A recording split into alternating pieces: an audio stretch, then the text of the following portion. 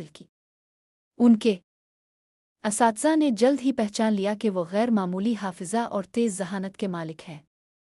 20 साल की उम्र में इब्न खल्दून ने अपनी सियासी ज़िंदगी का आगाज़ किया। वो दरबार में सेक्रेटरी के तौर पर काम करने लगे और बाद में शुमाली अफ्रीका और उंडलस की हुकूमतों में अहम ओहदों पर फाइज हुए। लेकिन इस वक्त की सियासत गैर मुस्तहकम थी, बादशाह बदलते रहते थे और जंगें छिड़ जाती थीं। इब्न खल्दून को अक्सर शहर बदलने पड़ते, कभी हुक्मरानों के साथ काम करते और कभी सियासी मुखालफत की वजह से कैद हो जाते। उन सब मुश्किलात के बावजूद इब्न खल्दून ने इल्म हासिल करने और लिखने का सिलसिला कभी नहीं छोड़ा।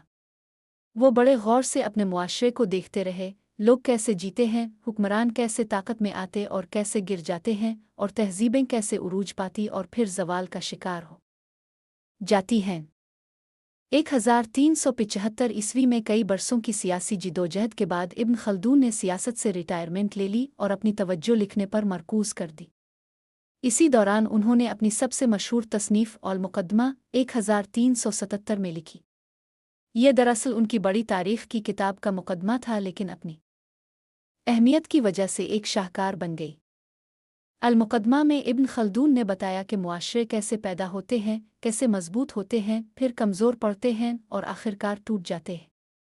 उन्होंने कहा कि तहज़ीबें मेहनत, इत्तेहाद और मजबूत क़ियादत की वजह से तरक्की करती हैं, लेकिन जब हुक्मरान लालची हो जाते हैं, लोग सुस्त पा जाते हैं और इंसाफ ख़त्म हो जाता है, तो तहज़ीब ज़वाल का शिकार हो जाती है। इसी वजह से इब्न खल्दून को अक्सर सोशियोलॉजी का बानी और अमुआशियात का बानी कहा जाता है। उनके ख़यालात यूरोपीय उलमा जैसे ओगसत कोमिटे और एडम स्मिथ से सदियों पहले आए। उन्होंने तालीम, सक़ाफ़त, जुग़राफ़िया और मौसम के इंसानी रवैये पर असरात जैसे मौज़ूआत पर भी लिखा। ज़िंदगी के आखिरी हिस्से में इब्न खल्दून मिस्र आ गए, जहाँ उलमा और हुक्मरानों ने उनका पुरजोश इस्तक़बाल किया। वो कई बार जज के उहदे पर फाइज हुए, ख़ास तौर पर मालिकी फ़िक़ा के जज के तौर पर। अगरचे कभी तनक़ीद का सामना भी करना पड़ा, लेकिन उनकी दियानत और इस्लामी कानून पर गहरी नज़र की वजह से सब उनका एहतराम करते थे।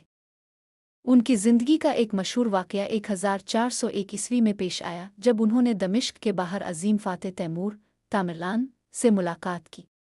इब्न खल्दून बहादुरी के साथ तैमूर के ख़ैमे में गए और कई हफ़्ते इसके साथ तारीख़, सियासत और मज़हब पर गुफ्तगू करते रहे। ये मुलाकात इब्न खल्दून की जुरत और हिकमत की अक्कास थी। इब्न खल्दून 1406 ईस्वी में काहिरा में 74 बरस की उम्र में वफ़ात पा गए। उन्होंने एक ऐसी मीरास छोड़ी जो आज भी दुनिया भर के मौरिख़ीन, माहिरीन इमरानियात और मुफ़क्रीन को मुतासिर करती है।